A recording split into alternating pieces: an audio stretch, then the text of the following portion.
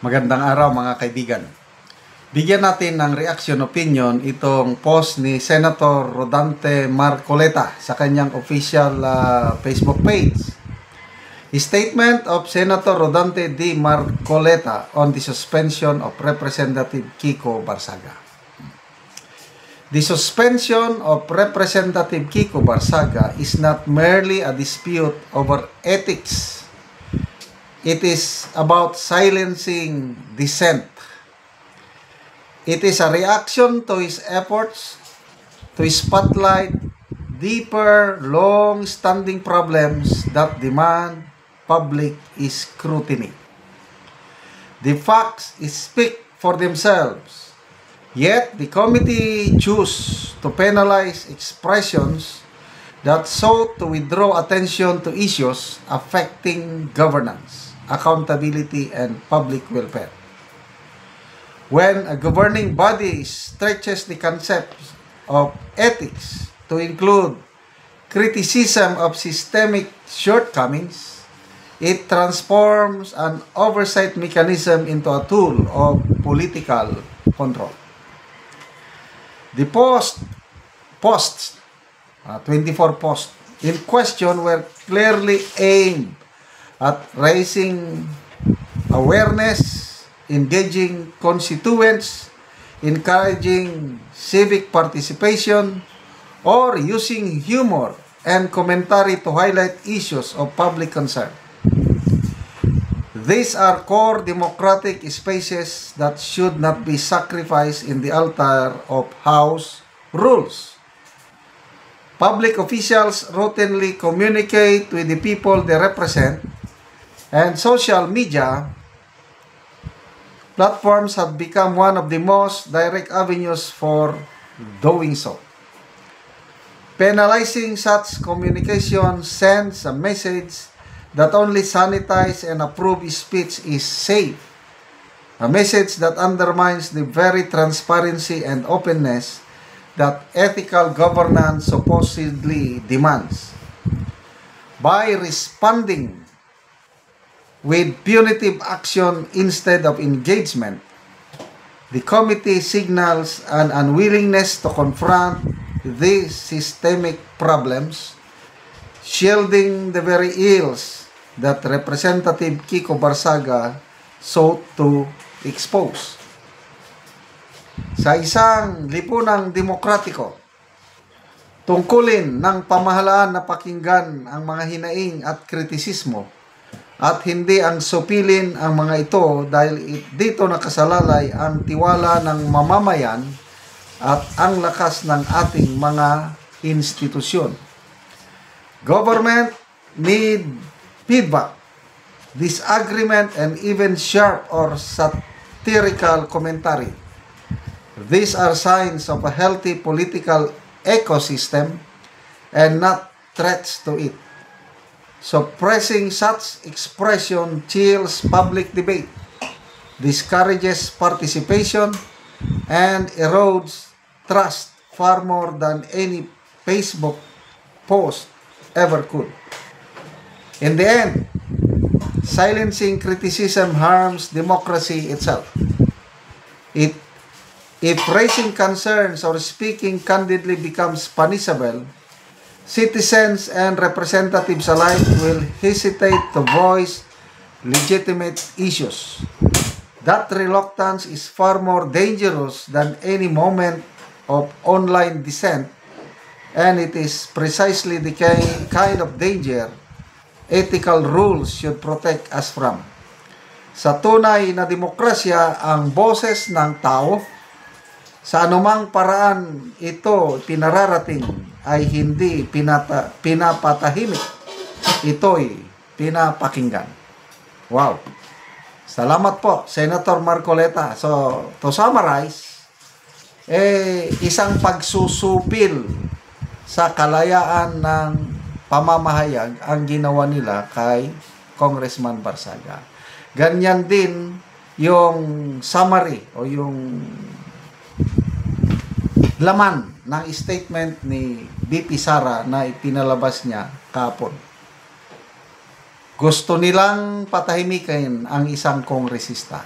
Batang tanong, kaya ba nilang patahimikin? Parang baliktad.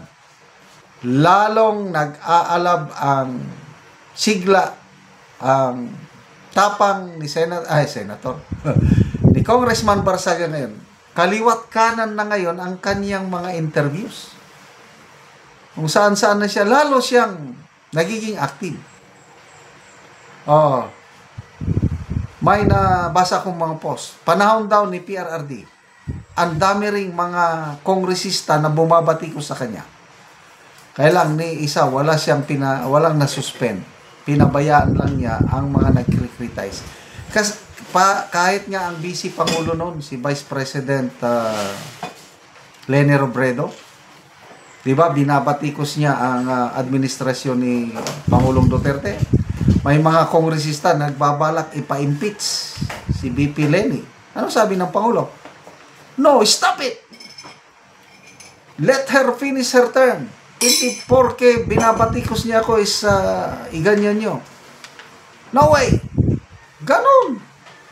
Sa Amerika, ang mga tao doon, they are free to call the president kung anong tawag nila doon. That's the essence of democracy. Ito ngayon, gusto nilang patahimikin ng isang miyaw-miyaw.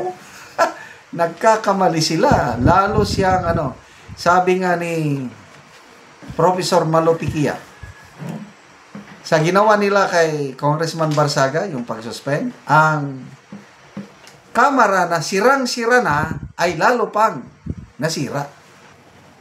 Tinawag nga niyang House of Sandro House of Sandro.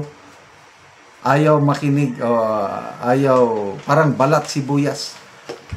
Ayaw tanggapin ang mga batikos. Being a public official, normal yan yung batikusin ka. Para hindi ka batikusin, gumawa ka ng mabuti. Alangan naman na ang isang tao na gumagawa ng mabuti, So kung hindi maganda ang ginagawa ng isang administrasyon, talagang karapatan ng taong bayan na batikusin. Gumawa kayo ng mabuti para purihin kayo ng mamamayan. Anong mabuti bang nagawa for the last 3 years?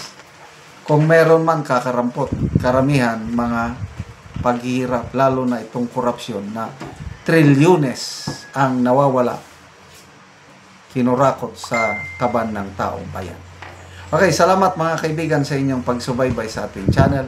Nakakatulong kayo ng malaki sa tribong Talandig ng Bukidnon dahil ang sweldo natin sa channel na ito pantulong po sa tribo. Namimigay tayo ng mga libreng yero at pako para makapagpatayo itong tribo ng mas maayos na tirahan. Panoorin nyo ang video na ito. Hello mga ka-viewers, live ta karon, mao ni ang matabangan atubsin si Kuya. Salamat tayo. Salamat tayo. Kahinawag na sin. So si Kuya, so mani ang balay, ato pa niya. Salamat tayo. So mao ni ang balay ni Kuya ng atupan sa lahat gihatag sa iya nga yero. So nagatok na gid si Kuya. So mao ni ang balay ni Kuya ngayon gipatindog.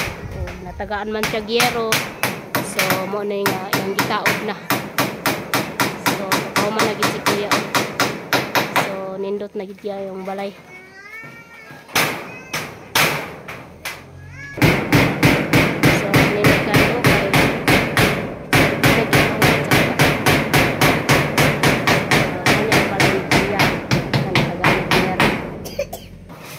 Karon nahumanag-yod ang balay ni Kuya so nindot na kaayo kay nahumanag-atop. Ang gihatag sa iya nga yero, plinsen, pako, ug lansang, nakataon na gid niya So nindot kayo. Mana. Og karon Kuya unsa imong masulti nga natagaan kag yero? Ay, pasalamat gid mi sa kuan naghatag og sin kay nakahuman gid mi kuan. Salamat gid sa Ginoo ug sa nagtabang og kuan sin. So pila na imong edad Kuya? 49 na. Sa 49 na ka. So na kay mga anak. Na ana. So asa imong mga anak Kuya? Nag-eskwela. So nang eskwela pa sila. So unsa imong panginabuhian kuya nganong karon pa man maatupan imong balay? Kuan na gyud mag-uma.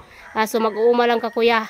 So si kuya mag-uuma lang so dako kayang pasalamat kay natabangan siya og nakaatop siya sa iyang balay og yero. So salamat kaayo sa nagtabang ug sa nagtan-aw sa video. God bless.